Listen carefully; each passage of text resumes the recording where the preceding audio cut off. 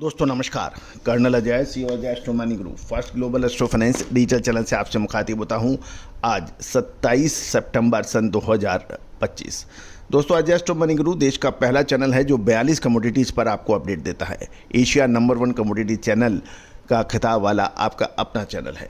दोस्तों आज के इस एपिसोड में हम चर्चा करेंगे पल्सेज यानी दलहन के बारे में। गौरतलब है यदि आप दलहन के व्यापारी हैं, स्टॉकिस्ट हैं, इंपोर्टर हैं, एक्सपोर्टर्स हैं या दाल मिल चलाते हैं तो आपको नज़र रखनी होती है कनाडा, ऑस्ट्रेलिया, तंजानिया, रूस जैसे देशों पर। और दोस्तों जब तक इन पर आप नज़र नहीं रखेंगे आप कोई भी आकलन या कोई भी जानकारी या कोई भी व्यापार सटीक रूप से लेने में सक्षम नहीं हो पाएंगे। दोस्तों हमारी अग्रिम विशेष रिसर्च रिपोर्ट दलहन, तिलहन, मसाला, अनाज, कपास पर आप प्राप्त कर सकते हैं सहयोग राशि अदा करने पर। साथ साथ नवरात्रे के शुभ और पावन अवसर पर अभी विशेष सब्सक्रिप्शन में छूट भी दी जा रही है। मुझे बताते हुए बड़ा खुशी और हर्ष हो रहा है कि आज रशिया यानी रूस, Canada, Brazil, Argentina, Tanzania, Indonesia, Malaysia, Singapore जैसे देश आप भारतीय अनुसंधान पद्धति का भरपूर लाभ उठा रहे हैं। दोस्तों आप भी उठा सकते हैं, संपर्क कर सकते हैं, नंबर स्क्रीन पे दिए हुए हैं। दोस्तों खबर निकल के आ रही है कि निर्यातक देशों के बीच जोरदार कंपटीशन हो गया है और दलहन का ग्लोबल बाजार में कुछ गिरावट देखी जा रही है। जानिए पूरी रिपोर्ट विस्तार से।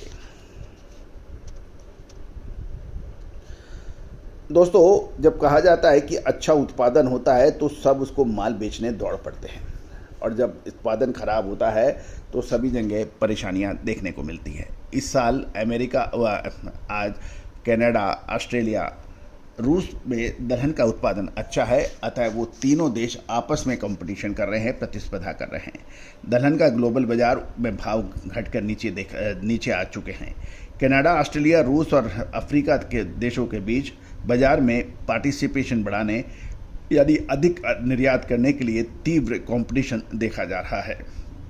पिछला एक महीने के दौरान देखें तो दलहनों की कीमत में 5 से 20% तक की गिरावट आ चुकी है। कनाडा, रूस और अमेरिका में मटर और मसूर की नई फसलें आने के समाचार हैं। ऑस्ट्रेलिया में मसूर और चने की कटाई शीघ्र ही जोर पकड़ेगी और अफ्रीकी देशों में तुअर की फसल की कटाई जोर शोर से चल रही है। भारत इन सभी से दालों का आयात करता है, साथ साथ म्यांमार से भी दालों का बड़ा आयात किया जाता है। दलहन के ग्लोबल बाजार में प्रचलित हालत अभी भारतीय किसानों के लिए अनुकूल नहीं है क्योंकि ग्लोबल बाजार में मूल्यों में आई भारी गिरावट से इसका आयात बढ़ सकता है और विदेशों से बड़ी मात्रा में सस्ते दालों का आयात घरेलू बाजार पर दबाव बरकरार रख सकता है।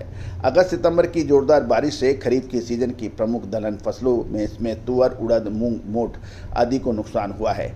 इससे किसानों पर डबल मार पड़ रही है। एक तो उत्पादन कम होगा, दूसरा ग्लोबल मार्केट में दाम दलहन के यानी दालों के कम होने से सस्ती मात्रा में आयात होगा और इससे उनको दाम कम मिलेंगे। एक तो उत्पादन कम और दूसरा दाम कम।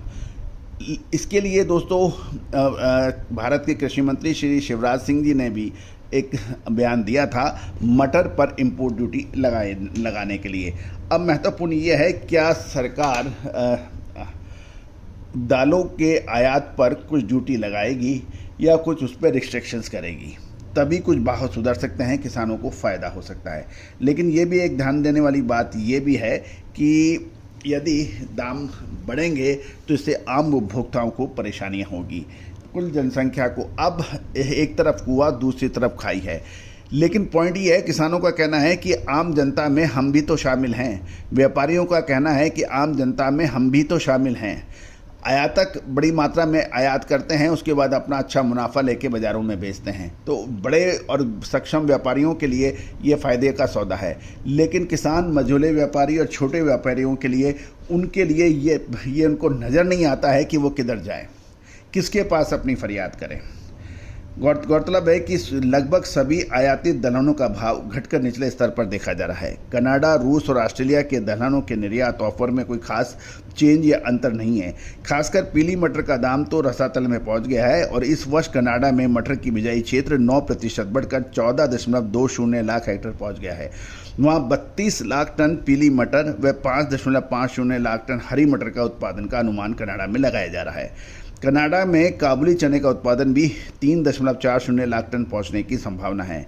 बेहतर उत्पादन की वजह से निर्यात योग्य स्टॉक में वृद्धि होगी और दूसरी ओर ऑस्ट्रेलिया में भी देसी चने का उत्पादन 21 लाख टन पहुंचने की उम्मीद है, जबकि मसूर का उत्पादन 34% की शानदार बढ़त के साथ 17 लाख टन के नए रिकॉर्ड तोड़ उत्पादन की संभावना ऑस्ट्रेलिया में मसूर पे लगाई जा रही है। दोस्तों, अब त्योहारी सीज़न शुरू हो चुका है, नवरात्रे की शुरुआत हो चुकी है, दिवाली अगले महीने दिखाई देगी और उसके बाद नवंबर के अंदर शादी ब्याह का सीज़न अपने पीक सीज़न से शुरू हो जाएगा।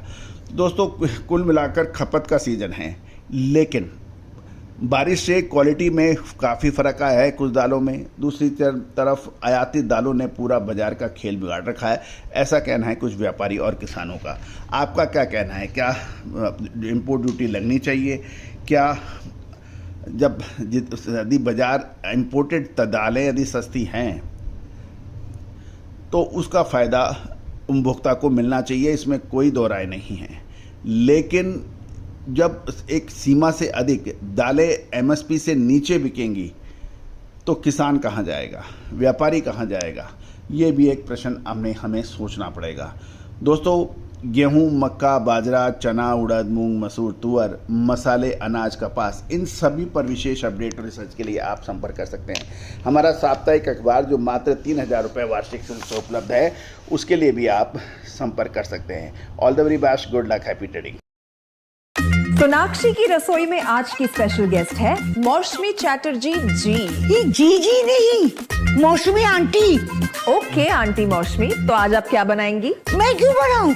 मैं तो गेस्ट हूँ, आप बनाओ, हम खाएंगे। एक्टिंग में तो हिट हो, अब खाना बनाओ सुपर हिट।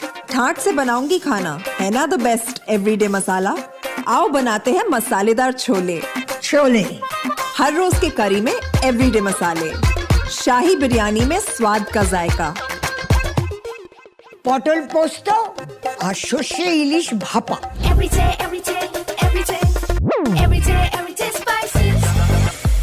साफ मसाले, खुशबू और प्योर झांझ, टेस्ट से भर दे हर जुबान पे स्वाद। एवरीडे मसाले, देश का स्वाद।